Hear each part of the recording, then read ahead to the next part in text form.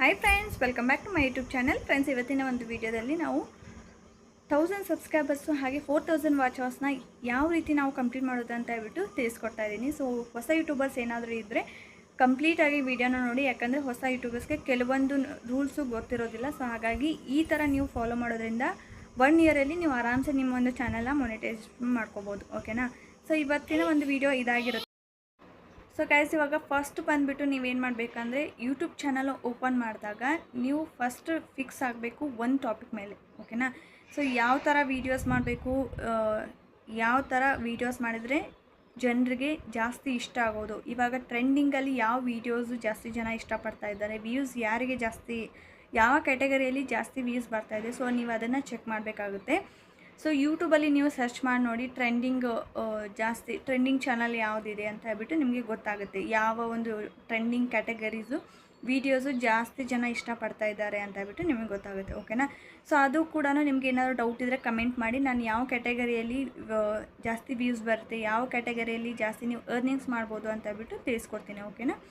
So ಹಾಗಾಗಿ ನೀವು ಅದನ್ನು ಕೂಡ ಫ್ಯೂಚರು ಕೂಡ ನೀವು ಇವಾಗಲೇ ಯೋಚನೆ ಮಾಡಬೇಕಾಗುತ್ತೆ. ಯಾವ ರೀತಿ ಅಂದರೆ, ಯಾವ ಒಂದು ಕ್ಯಾಟಗರಿಯಲ್ಲಿ ನಾವು ವರ್ಕ್ ಮಾಡಿದರೆ, ಚಾನಲ್ನ ಗ್ರೋ ಮಾಡಿದರೆ ಆವಾಗ ನಮಗೆ ಸ್ಪಾನ್ಸರ್ಶಿಪ್ ಸಿಗುತ್ತೆ, ಆಮೇಲೆ ಪ್ರಾಡಕ್ಟ್ ರಿವ್ಯೂದು ಇರುತ್ತಲ್ವ, ಸೊ ಆರ್ಡರ್ಸ್ ಬರುತ್ತೆ.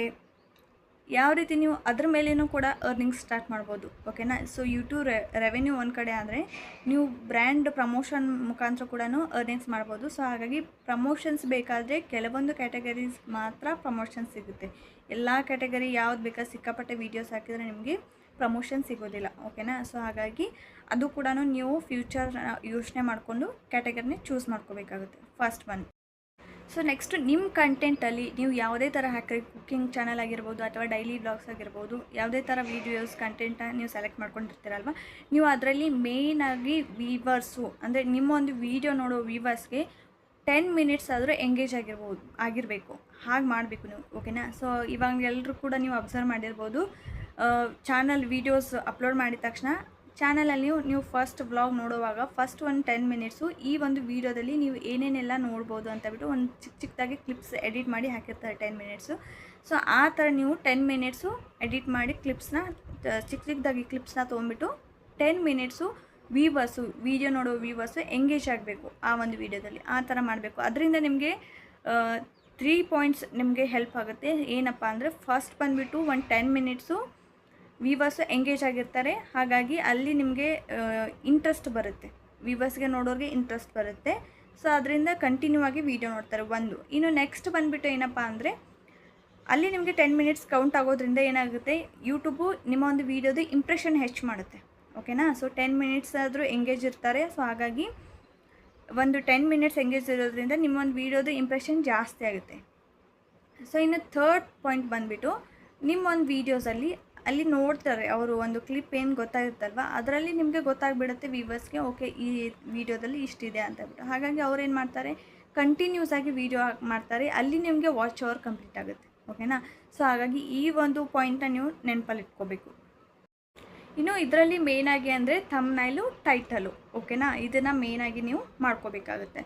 ಸೊ ಗೊತ್ತಾಯ್ತಲ್ವ, ವಾಯ್ಸ್ ಓವರ್ ಕೊಡಬೇಕಂದ್ರೆ ಚೆನ್ನಾಗಿ ವಾಯ್ಸ್ ಓವರ್ ಕೊಡಿ, ಬ್ಯಾಕ್ಗ್ರೌಂಡ್ ಮ್ಯೂಸಿಕ್ ಇಡಿ. ಸೊ ಇದು ಮೇಯ್ನಾಗಿ ಇಂಪಾರ್ಟೆಂಟ್ ಆಗುತ್ತೆ ಫಸ್ಟ್ ಪಾಯಿಂಟಲ್ಲಿ. ಓಕೆನಾ? ಸೊ ಇನ್ನು ನೆಕ್ಸ್ಟ್ ಬಂದುಬಿಟ್ಟು ಯೂಟ್ಯೂಬ್ SEO.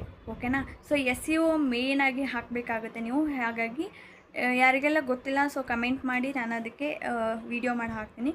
ಸೊ ನೀವು ಮೇಯ್ನಾಗಿ ನಿಮ್ಮ ಚಾನಲಲ್ಲಿ SEOನ ಕಂಪ್ಲೀಟಾಗಿ ಹಾಕಬೇಕಾಗುತ್ತೆ. ಅದರಲ್ಲಿ ಫಸ್ಟ್ ಬಂದುಬಿಟ್ಟು ಡಿಸ್ಕ್ರಿಪ್ಷನ್, ಟ್ಯಾಗ್ಸ್ ಆ್ಯಂಡ್ ಹ್ಯಾಶ್ಟ್ಯಾಗ್ಸ್. ಸೊ ಇದನ್ನು ನೀವು ಕಂಪ್ಲೀಟಾಗಿ ಫಾಲೋ ಮಾಡಬೇಕಾಗುತ್ತೆ. ಇದರಿಂದ ನಿಮ್ಮ ಒಂದು ವೀಡಿಯೋನ ಯೂಟ್ಯೂಬ್ ಬೇರೆದವ್ರಿಗೆ ರೆಕಮೆಂಡ್ ಮಾಡುತ್ತೆ. ಓಕೆನಾ? ಸೊ ಯಾವ ರೀತಿ ಹಾಕಬೇಕು ಅಂತ ಹೇಳ್ಬಿಟ್ಟು ಒಂದು 3 ಡೇಸ್ ಬ್ಯಾಕ್ ನಾನು ಒಂದು ವೀಡಿಯೋ ಹಾಕಿದ್ದೀನಿ, ನೋಡಿ ಅದನ್ನು ಕ್ಲಿಯರಾಗಿ ನೋಡಿಬಿಟ್ಟು ಆ ಥರ ನೀವು ಹಾಕಿದರೆ ನಿಮ್ಮ ಒಂದು ವೀಡಿಯೋ ಏನಾಗುತ್ತೆ, ಯೂಟ್ಯೂಬ್ ಬೇರೆದವ್ರಿಗೆ ರೆಕಮೆಂಡ್ ಮಾಡುತ್ತೆ. ಓಕೆನಾ? ಸೊ ಹಾಗಾಗಿ ಅದನ್ನು ಫಾಲೋ ಮಾಡಬೇಕು. ನೆಕ್ಸ್ಟ್ ಸೆಕೆಂಡ್ ಒನ್ ಯಾವುದು, ಯೂಟ್ಯೂಬ್ SEO. ಸೊ ಇದನ್ನು ನೀವು ತಲೆಯಲ್ಲಿ ಇಟ್ಕೋಬೇಕು. ಸೊ ಥರ್ಡ್ ಒನ್ ಬಂದುಬಿಟ್ಟು ಏನಪ್ಪ ಅಂದರೆ, ಕನ್ಸಿಸ್ಟೆನ್ಸಿ ಮೇಂಟೈನ್ ಮಾಡೋದು. ಓಕೆನಾ? ಸೊ ವೀಡಿಯೋನ ಹಾಕಬೇಕಂದ್ರೆ ನೀವು ಒಂದು ಕಂಪ್ಲೀಟಾಗಿ ನೀವು ಫಸ್ಟ್ ಏನು ಮಾಡಬೇಕು, ಅದಕ್ಕೆ ಒಂದು ಟೈಮ್ ಕೊಟ್ಬಿಟ್ಟು ನೀವು ಅದನ್ನು ಫಿಕ್ಸ್ ಮಾಡ್ಕೋಬೇಕು. ಓಕೆನಾ? ಸೊ ಹಾಗಾಗಿ ಒಂದು ಸ್ಕೆಡ್ಯೂಲ್ನ ಸೆಟ್ ಮಾಡ್ಕೊಳ್ಳಿ. ಸೊ 1 ವೀಕಿಗೆ 2 ವೀಡಿಯೋಸು 3 ವೀಡಿಯೋಸು ಅಥವಾ ನೀವು ಡೈಲಿ ಹಾಕಿದ್ರೆ ಡೈಲಿ. ಸೊ ಒಂದು ಸ್ಕೆಡ್ಯೂಲ್ನ ಸೆಟ್ ಮಾಡ್ಕೊಂಡ್ಬಿಟ್ರೆ ಆ ಒಂದು ಸ್ಕೆಡ್ಯೂಲಲ್ಲಿ ನೀವು ಏನು ಮಾಡಬೇಕು, ವೀಡಿಯೋಸ್ನ ಅಪ್ಲೋಡ್ ಮಾಡಿಬಿಡಬೇಕು. ಇದು ಮೇಯ್ನಾಗಿ ನಿಮ್ಮ ಒಂದು ಚಾನಲ್ ಗ್ರೋ ಆಗೋಕ್ಕೆ ಹೆಲ್ಪ್ ಆಗುತ್ತೆ. ಸೊ ಹಾಗಾಗಿ ನನಗೂ ಕೂಡ ಅದೇ ಪ್ರಾಬ್ಲಮ್ ಆಗ್ತಾ ಇರೋದು, ವೀಡಿಯೋಸ್ ಎಡಿಟ್ ಮಾಡಿ ಅಪ್ಲೋಡ್ ಮಾಡೋಕ್ಕಾಗ್ತಾಯಿಲ್ಲ. ಹಾಗಾಗಿ ಸ್ವಲ್ಪ ಚಾನಲ್ ಹಿಂದುಳಿತಾ ಇದೆ. ಸೊ ನೀವು ಕಂಟಿನ್ಯೂ ಆಗಿ ಕನ್ಸಿಸ್ಟೆನ್ಸಿ ಮೇಂಟೈನ್ ಮಾಡಿದ್ರೆ 100% ಚಾನಲು ಗ್ರೋ ಆಗುತ್ತೆ. ಓಕೆನಾ, ಇದನ್ನು ಮೇನ್ ತಲೆಯಲ್ಲಿ ಇಟ್ಕೊಳ್ಳಿ. ಇದರಿಂದ ಏನು ಯೂಸ್ ಅಂದರೆ, ನಿಮ್ಮ ಒಂದು ವ್ಯೂವರ್ಸು ಕಾಯ್ತಾ ಇರ್ತಾರೆ. ಓಕೆ 2 ಡೇಸ್ ಬಿಟ್ಟು ನೀವು ವೀಡಿಯೋಸ್ ಹಾಕಿದರೆ, ಓಕೆ ಇವ್ರದ್ದು ಇವತ್ತು ಒಂದು ವೀಡಿಯೋ ಬಂದಿದೆ, ಇನ್ನೂ 2 ಡೇಸ್ ಬಿಟ್ಟು ಇನ್ನೊಂದು ವೀಡಿಯೋ ಬರುತ್ತೆ ಅಂತ ಹೇಳ್ಬಿಟ್ಟು ಏನೋ ಒಂದು ಹೊಸ ಕಂಟೆಂಟ್ ತರ್ತಾರೆ, ಒಂದು ಹೊಸ ವೀಡಿಯೋಸ್ ಬರುತ್ತೆ ಅಂತ ಹೇಳ್ಬಿಟ್ಟು ಕಾಯ್ತಾ ಇರ್ತಾರೆ ಆಡಿಯನ್ಸಿಗೆ. ಓಕೆನಾ, ಸೊ ಹಾಗಾಗಿ ಇದು ಏನು ಹೆಲ್ಪ್ ಆಗುತ್ತೆ ಈ ಒಂದು ಟಿಪ್ಸ್. ಇನ್ನು ನೆಕ್ಸ್ಟ್ ಬಂದುಬಿಟ್ಟು ನಿಮ್ಮ ಚಾನಲ್ನ ನೀವೇ ಪ್ರಮೋಟ್ ಮಾಡ್ಕೊಳ್ಳೋದು. ಓಕೆನಾ, ಸೊ ಇನ್ಸ್ಟಾಗ್ರಾಮು, ಫೇಸ್ಬುಕ್, ವಾಟ್ಸಪ್ಪು, ಇವಾಗ ಎಲ್ಲರೂ ಕೂಡ ಫ್ರೆಂಡ್ಸ್ ಗ್ರೂಪ್ ಇರುತ್ತೆ, ಫ್ಯಾಮಿಲಿ ಗ್ರೂಪ್ ಇರುತ್ತೆ. ಸೊ ಗ್ರೂಪಲ್ಲಿ ಶೇರ್ ಮಾಡಿ, ಹೆಲ್ಪ್ ಮಾಡಿ ಅಂತ ಹೇಳ್ಬಿಟ್ಟು ಸಬ್ಸ್ಕ್ರೈಬ್ ಮಾಡ್ಕೊಳ್ಳಿ, ವೀಡಿಯೋಸ್ನ ಫುಲ್ ನೋಡಿ ಅಂತ ಹೇಳ್ಬಿಟ್ಟು ಶೇರ್ ಮಾಡಿ, ಅವರು ಕೂಡ ಹೆಲ್ಪ್ ಮಾಡ್ತಾರೆ. ಆಮೇಲೆ ಕೆಲವೊಂದು ಸೋಷಿಯಲ್ ಮೀಡಿಯಾದಲ್ಲಿ ಅಲ್ಲಿ ಕೂಡ ನೀವು ಶೇರ್ ಮಾಡಿ. ಸೊ ಒಂದು 2-3 ಆ್ಯಪ್ ತೋರಿಸಿದ್ದೀನಿ. ಸೊ ಅದರಲ್ಲಿ ಆ್ಯಪ್ ಮುಖಾಂತರ ನೀವು ನಿಮ್ಮ ಒಂದು ವೀಡಿಯೋ ಹಾಕಿದಾಗ ಅಲ್ಲಿ ಕೂಡ ನೀವು ನೋಡ್ತಾರೆ. ಓಕೆನಾ, ಇವಾಗ ಡೈಲಿ ಹಂಟ್ ಅಂತ ಒಂದು ಆ್ಯಪ್ ಇದೆ.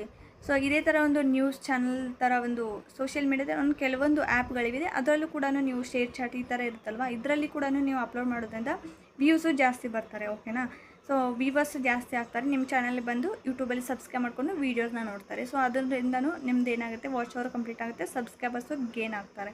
ಸೊ ನೆಕ್ಸ್ಟ್ ಬಂದುಬಿಟ್ಟು ಕೊಲಾಬ್ರೇಟ್ ಮಾಡೋದು.